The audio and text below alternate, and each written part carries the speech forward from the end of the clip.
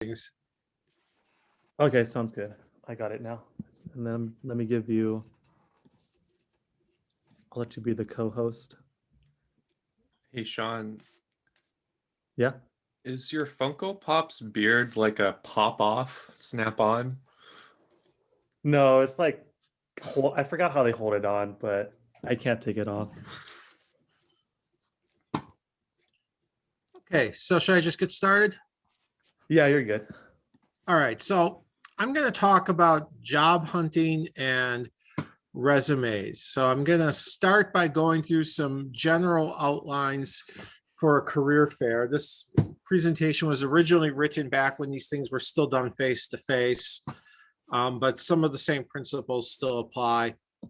And then I'm going to go through a good resume from someone who frankly didn't have at the time a ton of experience, but made a very good resume. Then I'm going to go through a pretty typically bad resume.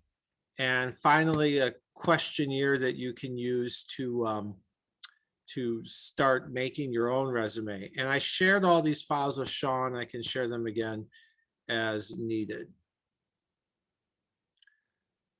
Okay, so where is this other slideshow?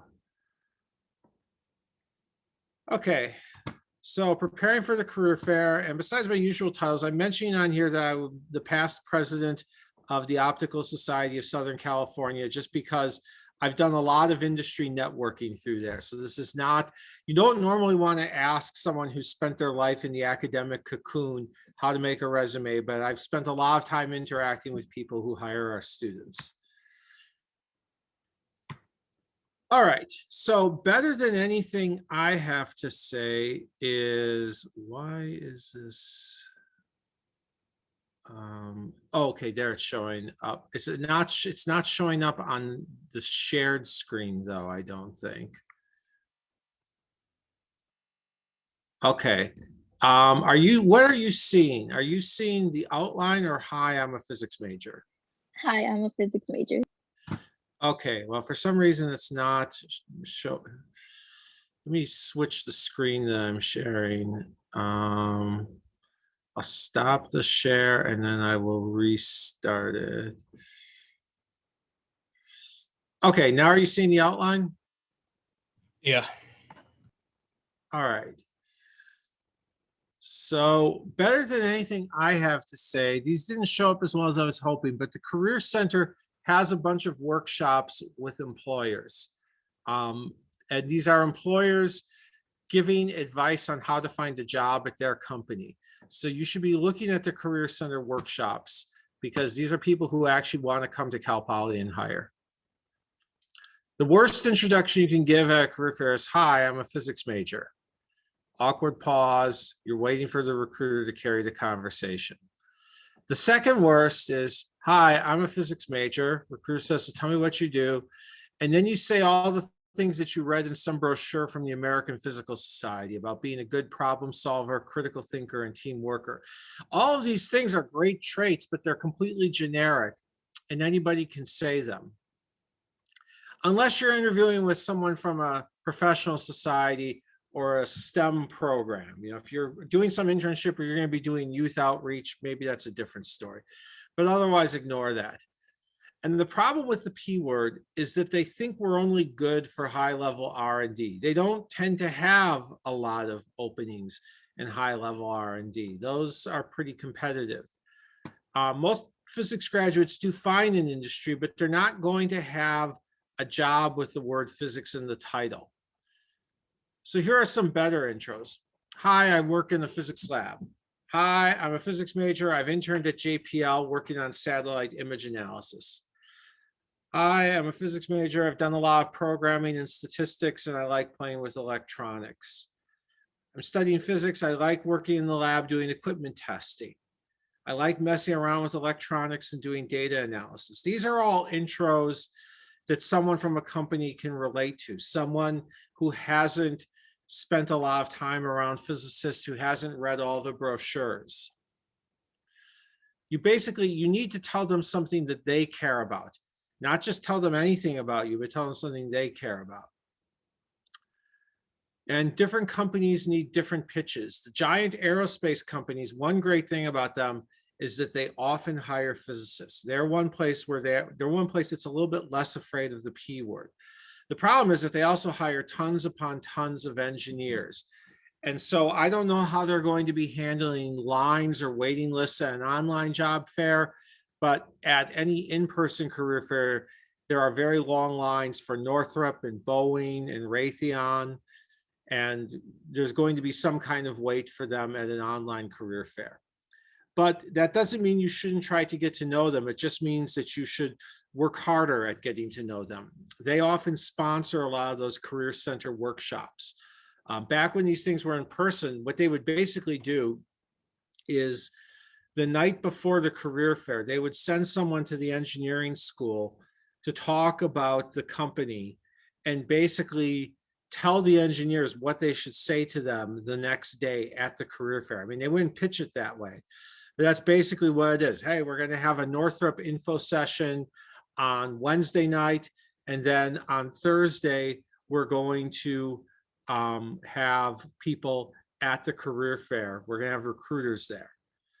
And so you should be looking at these workshops because these are people from the companies telling you what to say to them. It's basically an intelligence test. Are you smart enough to realize that they are telling you what to say to them? The smaller tech companies are going to have shorter lines. They probably know less about a physicist, but you can talk to them.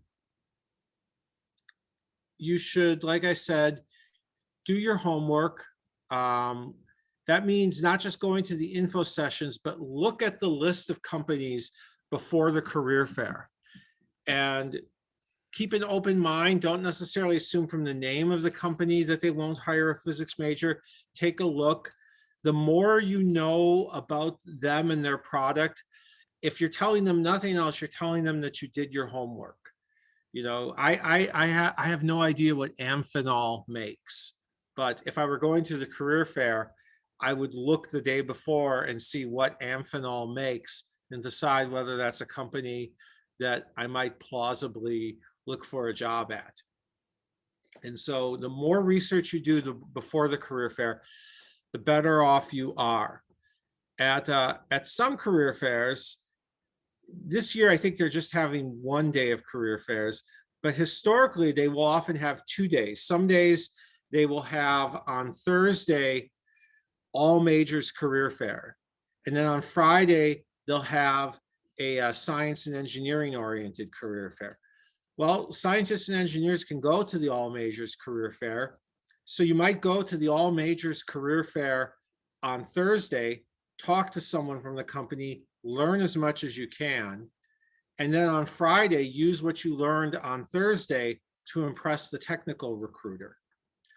And if you show them nothing else, you show that you were able to show up and learn what they're doing and make a plan based on it. And that counts for a lot. Any questions so far?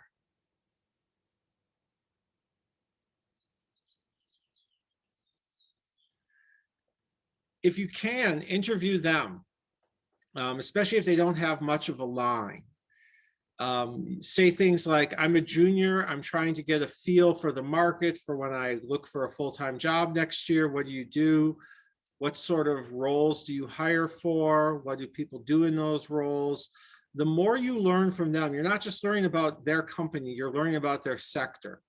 Because however much a company might claim to be completely unique, when we talk to people at the alumni career panels, oftentimes people from very different companies will say somewhat similar things.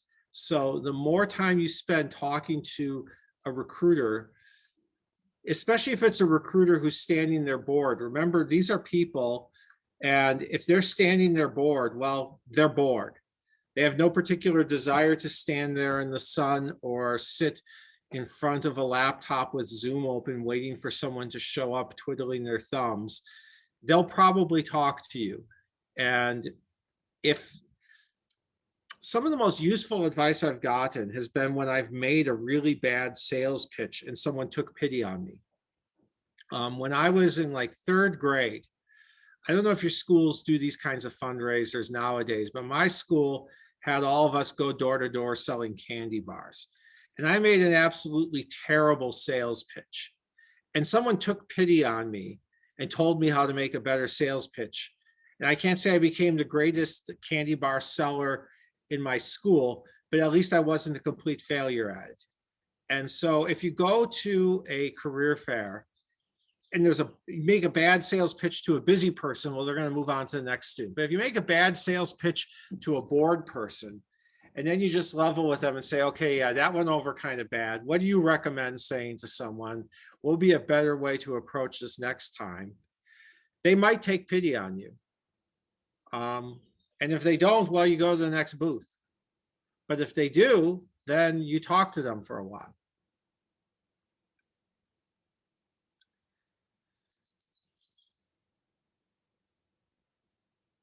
We're going to get to the resume samples now. Let me stop this share and go to any questions on what I said so far? Okay, then going to my next set of slides. I want to start with, how do I quit this? Okay, I'm going to share screen one. All right, so this is a resume for a student who graduated several years ago. And the single thing I like about it the most is that he was really strategic with how he listed his coursework. A lot of people just kind of list the names of all their classes. And I'll be honest, most companies do not care that you took classical mechanics. So he didn't list classical mechanics, but he listed computational physics and he listed his final project. He listed a programming class. He listed his optics classes and again, the final project in lab. He listed a microbiology lab because he was a biology minor and he listed the lab final. And he listed a few more lab classes. And whenever there was a particularly impressive final project, he listed it. Now, nowadays, what I hear is that a lot of companies are giving interviews where they expect you to give a short presentation. And what they want to see in those presentations is a project that you did for some kind of lab class, or it could be a class like computational physics or observational astronomy, where you wrote simulations or did a bunch of data analysis. It could be, I don't know, if you take a statistics class that has you do a bunch of stuff in R or SPSS or whatever they're using right now. But you should have a portfolio of projects. Whenever you do particularly well on a project for a class, whether it's a lab, whether it's a ZMAX simulation in applied optics, whether it's a COMSOL simulation in Dr. Salik's optics class, whether it's data analysis and observational astronomy, put that into your portfolio. If you take a programming class, you're not going to necessarily list every little program you wrote, but if you write a big program for a final project in a programming class, put that in a portfolio. If you wrote a report on it, put that in a portfolio. Be prepared to talk about it and list your most impressive things on a resume. I have a student who I don't see on the list right now, but he took the upper division numerical methods class in the math department. And for his final project, he had to compare the performance of a couple of different algorithms for solving some, actually, I think it was something for solving certain kinds of partial differential equations, but I'm not 100% sure. But whatever, he wrote several pages outlining the different theory behind these algorithms, explaining the code and explaining the output and why one had a better runtime than the other. These are all things that you can put on a resume. Then he lists his senior project. He lists a summer internship. He lists some jobs that he had, and these aren't all necessarily physicsy jobs, but he frames them in terms of responsibilities. You know, he framed, some of them were more office type work. If you are assistant manager in a store, hell, even if you're not assistant manager, you're trusted with cash. If you have some job supervising kids at a summer camp and it requires a background check, make the best of your jobs, even if you think that they aren't very technical or physicsy jobs. If you pass the background check, the defense contractors want to know about that. Now, working on the summer camp does not automatically mean that you'll qualify for a top secret clearance, but at least it means that you made it through the first hurdle. At least they know that if they run your name through a database, it won't be dead on arrival, that they could indeed go further, and there's a good chance that a background check would work out for a security clearance. That's something they want to know. So this is a very good resume, even though he doesn't have as many internships as some people that I've seen. He made the best of everything that's on here. And he gave me permission to share this resume with his old contact info on it and all of his private info. Any questions on this? Yes. Yeah, go ahead. Would it be unprofessional or beneficial to include an internship that got cut off?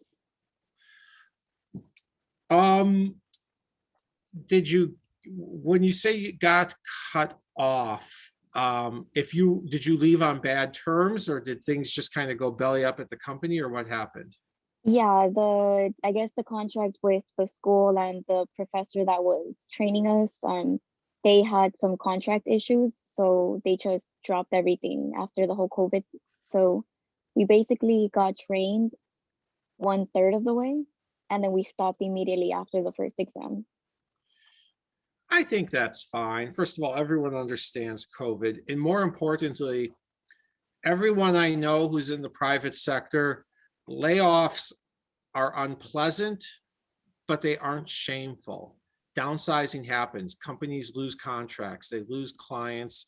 And when they lose a major client, if they aren't able to find a new project with a client paying for it, they might just cut people. No one likes it, no one's happy about it, but no one views it as this black mark that they're gonna have to bear forever. You know, it's perfectly fine to have a job that doesn't last. Okay, thank you. Other questions?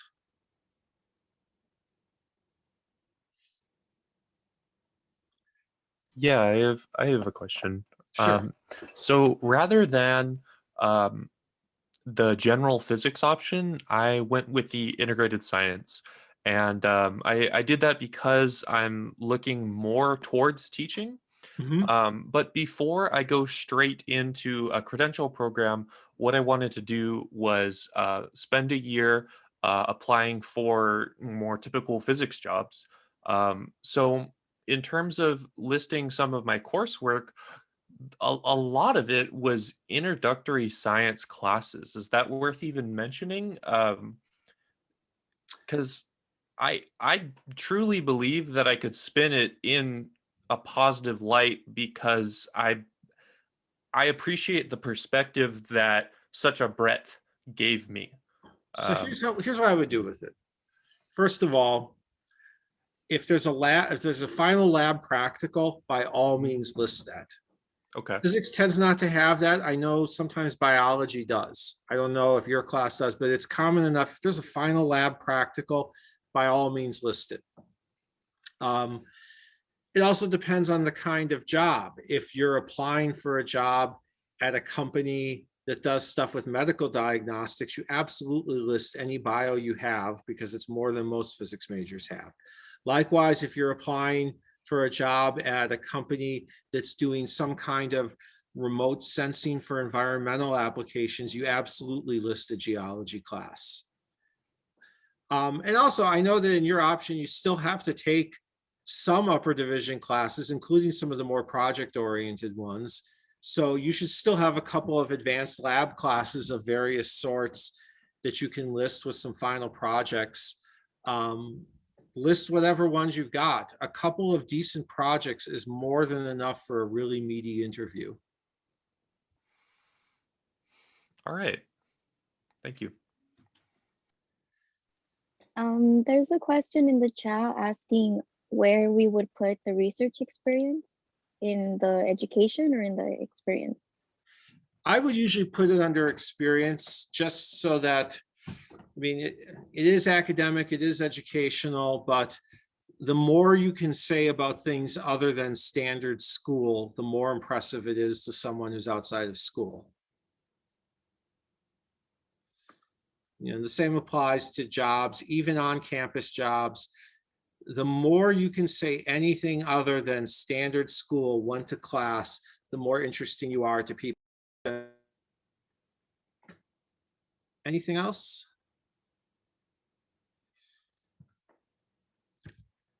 Then I'm going to switch to a resume that is not real, but is sort of a compilation of many bad resumes I've seen over the years. And some of these bad resumes that I see are actually from students who frankly have more to say about themselves than Ara did. Ara was a good student, he had some stuff, but I've seen people with more internships than him. And I know that some of his projects went better than others, but looking at this resume, you would never know which job or project went better than others because he just took what he had and made the best of it. Whereas I've seen people who frankly spent way more time than Ara doing internships make atrocious resumes. So here's a resume from John Q, physics major. And John Q, physics major, starts by listing high school. If you're a freshman or sophomore looking for an internship, I get it why you would list high school. I would still put high school before college. The rule is always reverse chronological order, most recent first. And I wouldn't emphasize much from high school unless it's particularly impressive. We're talking things like state champion in a sport or academic competition, Eagle Scout, things like that. I would not just list each and every little thing that you did in high school. List some stuff, but then don't list it under education. Put it under skills and achievements or volunteer work or whatever. You want to avoid the word high school if you're in college as much as possible, at least after freshman year, because you should be focused. High school is sort of a baseline. You should be focused on how you've distinguished yourself since then. Now, if you had a job during high school and it was a job worth listing for one reason or another, then by all means list it, but keep the word high school as sparse on the resume as possible. Then they get to Cal Poly Pomona. And they list a whole bunch of redundant information. Currently attending fourth year, they're dragging things out, multiple lines. Whereas if you look at Ara just says President's List 2012 and the years. Cal Poly Pomona, these years, they don't do the currently attending fourth year. They list each and every quarter that they had good grades. You have to scroll down here to find out that they're graduating in, I wrote this several years ago. And oops, I didn't do enough updating because they shouldn't be class of 2017 and graduating from here in 2014. Don't leave embarrassing mistakes on a resume, but you have to scroll down to find out when they're graduating, when they'll be available for full-time work. Don't make it difficult like that. Ara tells you when he's in school. Then we get to skills and achievements. Skilled in programs like, just list what you've done well with. And they start with things, Photoshop, okay, not everyone has good Photoshop skills, but PowerPoint, Word, we have to read to the end to find out that they're using some sort of more sophisticated graphics software. Then we learn about a programming language, which is going to be much more relevant for most physics jobs. Typing speed, whatever, PC and Mac. Then we get these generic statements, good in math and science, self-motivated. Wrote a research paper. Well, if you wrote a particularly good paper for a class, That should be in your coursework, like what Ara did. If it was really a good paper that you'd want to talk about in an interview. Okay, now we find out about how they also, besides being a physics major, took an aerospace lab class and worked on a rocket. Well, we had to scroll down to the bottom of the page to learn that. It would be much better to have this sooner on the resume and to have some bullet points. I'd like to know sooner rather than later that this person was a group leader. That's something that the interviewer would really like to know. Then we have to get to the second page, and unless you are a non-traditional student with an extensive career before college, you should almost certainly not have a multi-page resume. You could have a multi-page CV. A CV is just a fancy word for resume with no page limit. You put anything and everything you've done in life there. If someone requests a CV, whatever, make it long. But if someone requests a resume, that's them asking you to be concise and prioritize information for them. You have to get to the second page to find out about their internship. They were at JPL. They make a point of telling you the acronym. Then they make a point of telling you that it's run by Caltech for NASA. Okay, fine. We know what the Jet Propulsion Lab is. Summer intern when, okay. They tell you all about CAMPAIR. Well, I'll be honest, the rest of the world cares that you interned at JPL. They don't care whether you were there funded by CAMPAIR or by whatever other thing. They care that you were at JPL. Okay, now we know that they worked on the dunes of Titan, which is actually a really interesting thing. I would have liked to know that sooner. Finally, we get down to this data analysis package with an acronym, and I know nothing about that data analysis package, but they listed an acronym for a data analysis package. To some people, it will mean a lot. I still don't know what kind of data analysis they did. Some people who use that package will know that's great for them. The rest of the world would like to know, well, what were you doing? Were you doing image processing? Were you looking at time series? Were you doing a bunch of statistics? Were you doing multispectral things, deconvolution? The rest of the world would like to know what you did with this package.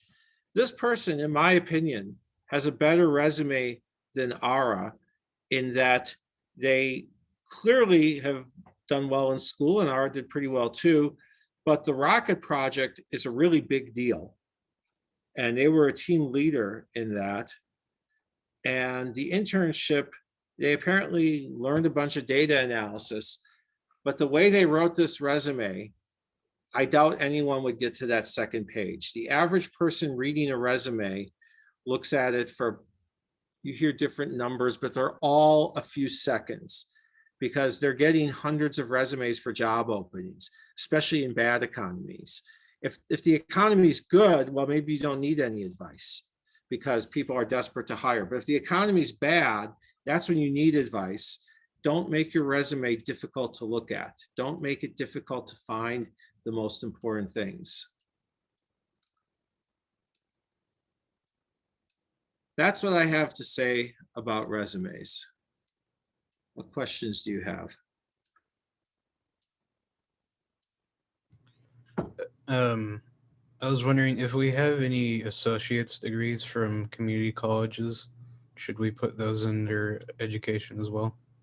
I would do that. I would list it below Cal Poly, reverse chronological order. But yeah, associate's degree is fine to list. Okay.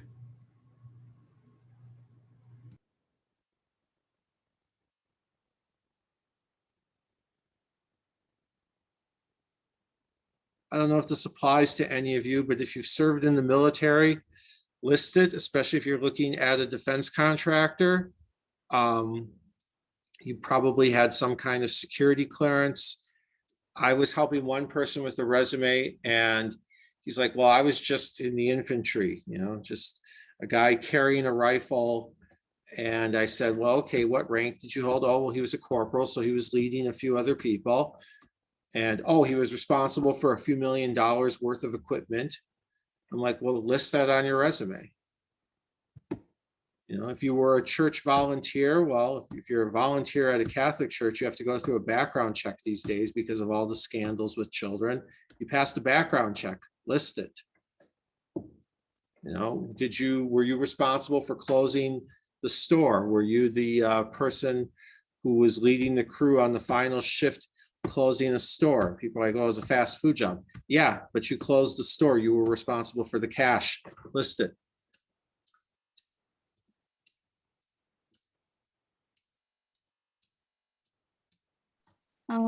Question. Yeah. How would you, I guess, make it look good that you've been able to help teach your younger siblings in school stuff? Oh, good question. Yeah, how do you list that?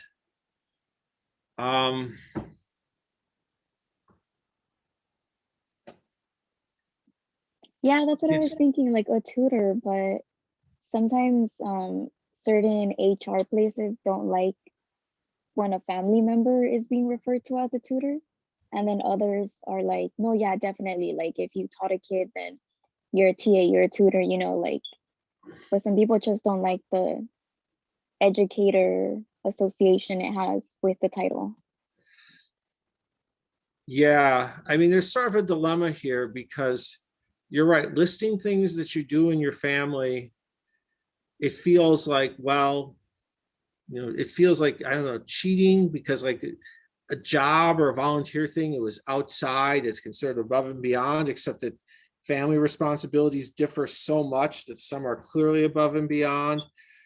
It clearly shows time management and responsibility. Yeah, that is a hard one because there are so many different takes on it.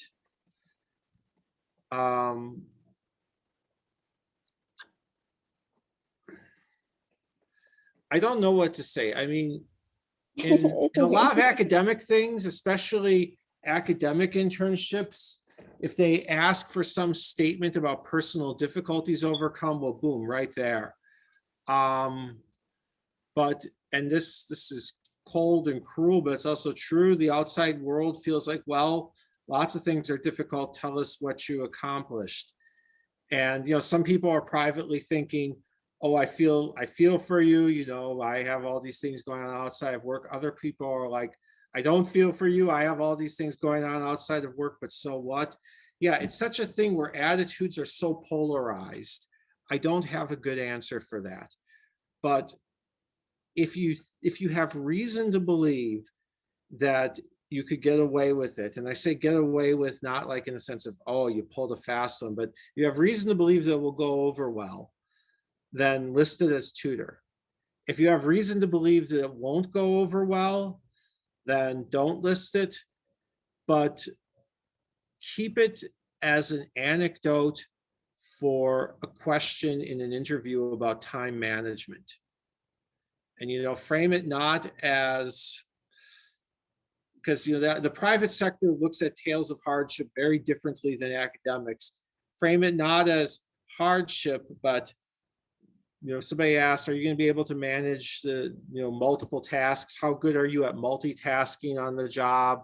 Just say, well, I multitask every day. I'm taking a full load of classes and tutoring my siblings.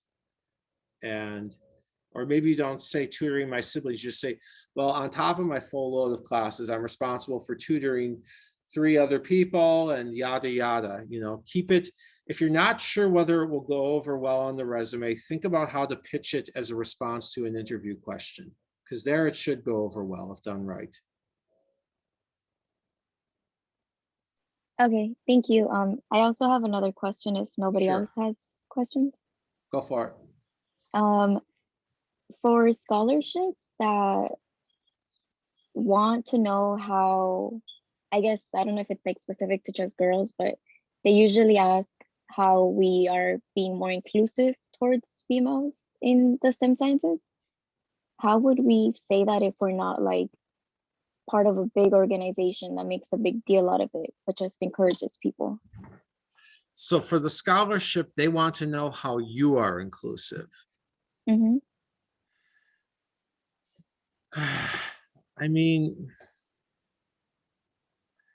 I guess what I would want to know, when people ask a question like that, there are two very different things that they could really be asking.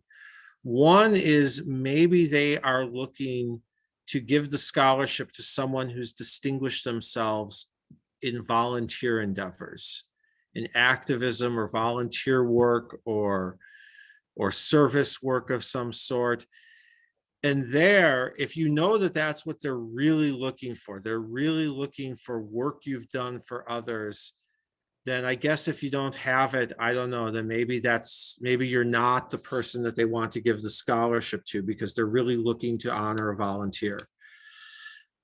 Other times, what they're really trying to say is they want to be inclusive, but their lawyers feel like they shouldn't indicate.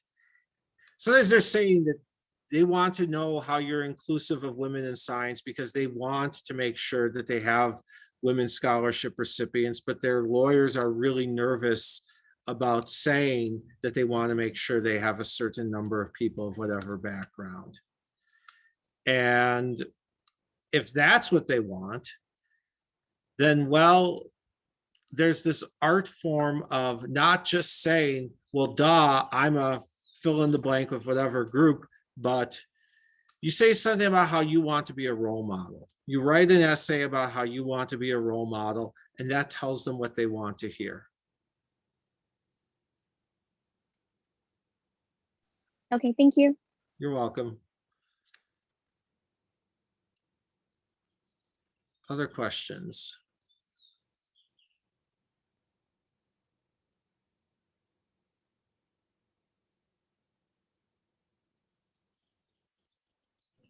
I have something to add. Because I remember when I had you for the science freshman experience, Yeah. I think I remember vaguely that you might not want to include horizontal lines on your resume, because I think I remember there was like a story that you might have said or someone else had said where sometimes when the resumes are being read by, I think maybe like a computer, it might see the horizontal line. I think it's the end of the page. I forgot. It was something weird like that. Yeah, computers are still not as smart as they should be about reading PDFs. If you are either emailing the resume to a human being or handing it on paper to a human being, don't worry about what a computer thinks. If you're emailing the resume to Mike in HR, you do not worry what a computer thinks. If you are uploading the resume to a website or you're sending it to some sort of automated email, instead of Mike in the HR or in the HR office, you're emailing it to HR automatic recipient at company name, then I can't tell you whether the AIs in the year 2021 are still bothered by underlining, but in general, go light on the formatting gimmicks. And the other thing is, if you're emailing it to, if you think it's going to be read by a robot, the more words that match the job ad, the better.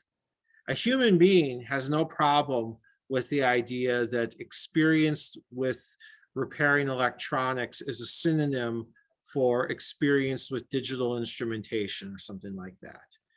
A robot doesn't necessarily know that.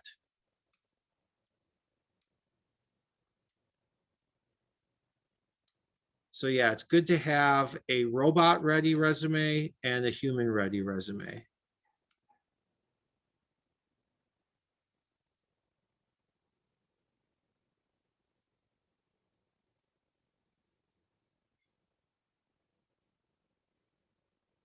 Other questions?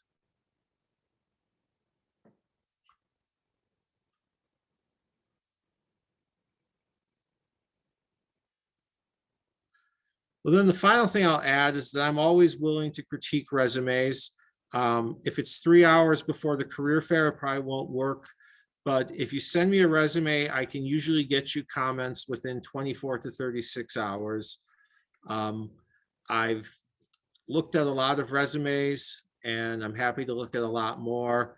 So feel free to reach out. And finally, remember that tomorrow afternoon at 4 o'clock, there's an alumni career panel. And I emailed everyone the Zoom link for that. I can share it again if you wish. What is a alumni career panel? We bring in 4 alumni and we have them talk about their jobs. These are all people who have graduated in the last several years.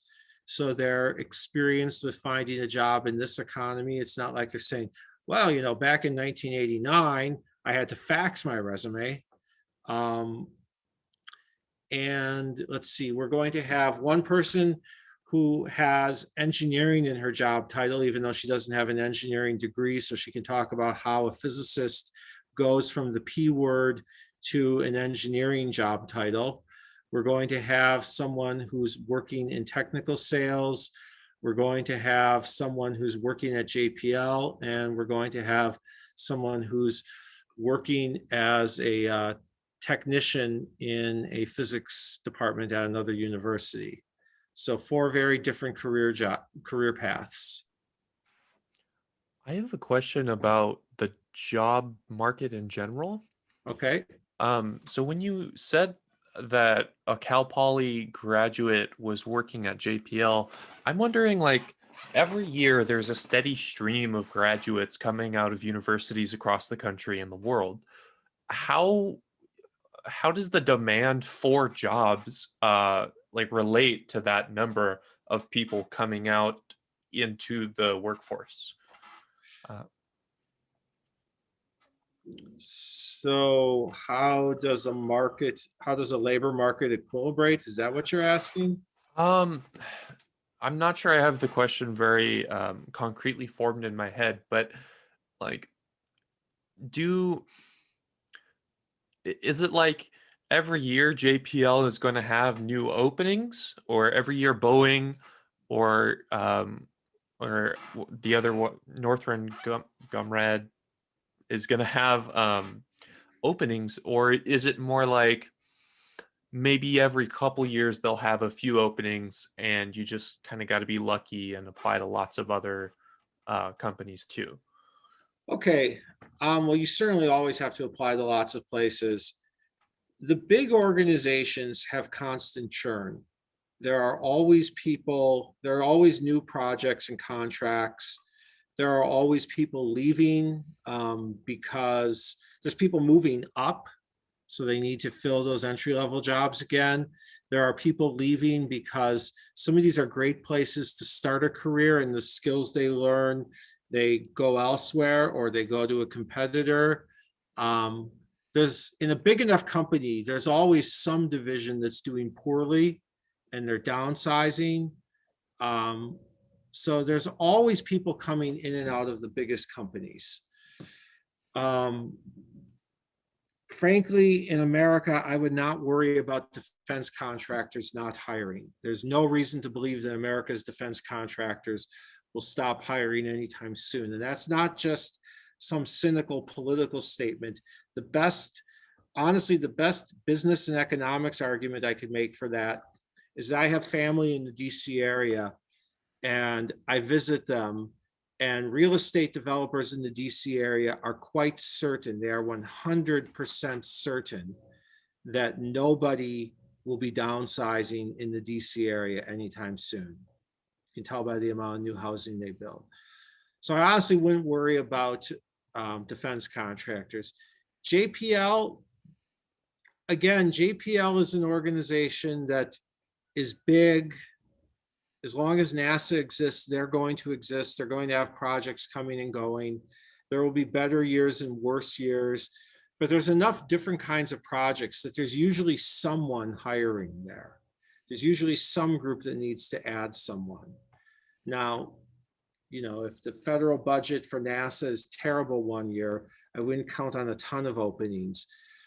But one thing about a place like JPL is that besides the big things you hear about, you hear about the Mars rover, it's a big thing that's in the press. Well, there's hundreds of other little projects, most of which will not be launched and show up on the nightly news, but are in various stages of R&D. And those R&D groups are always getting money and they need someone. There's always a new project being funded. There may be a project being shut down. And if the project's being shut down, well, maybe the person they're losing is an experienced but specialized person. And they're going to try to take their skills to look for something outside. But meanwhile, this new project needs an entry-level person or a different specialty. So there's always someone coming and going at a big enough place. Is it worth trying to market myself as someone who has technical training, but is primarily socially adept and able to work well with people, manage people, be a leader? And Well, you're not going to be hired for management on your first day out of college. true. Certainly, if you say you have, at some point, people's skills will come up in an interview. That's good.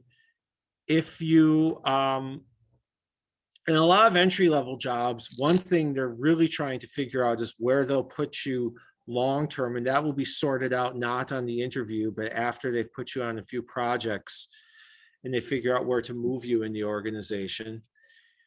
If you're more interested, if your long-term interest is teaching, JPL has a big outreach team.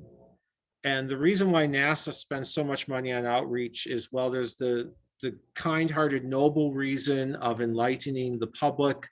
And then there's the fact that, why do we fund NASA? Well, the Congress funds NASA for two reasons. One is because sometimes it's nice to have a civilian pretext for the things that the Pentagon really cares about in space.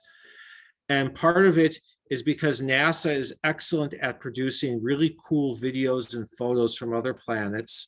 And those really cool videos and photos are disseminated to all 435 congressional districts. And they make a lot of people very happy, and they make certain that classes of school children are caught on camera saying, wow, I love space and want to be an astronaut when I grow up.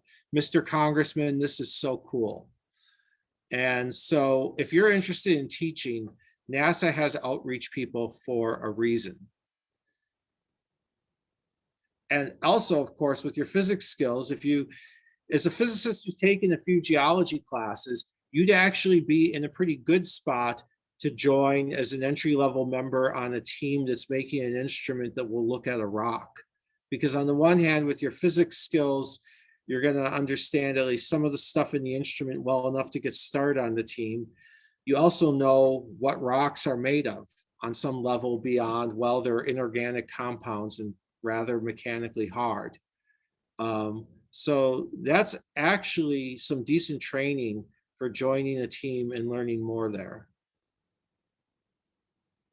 All right, thank you. You're welcome.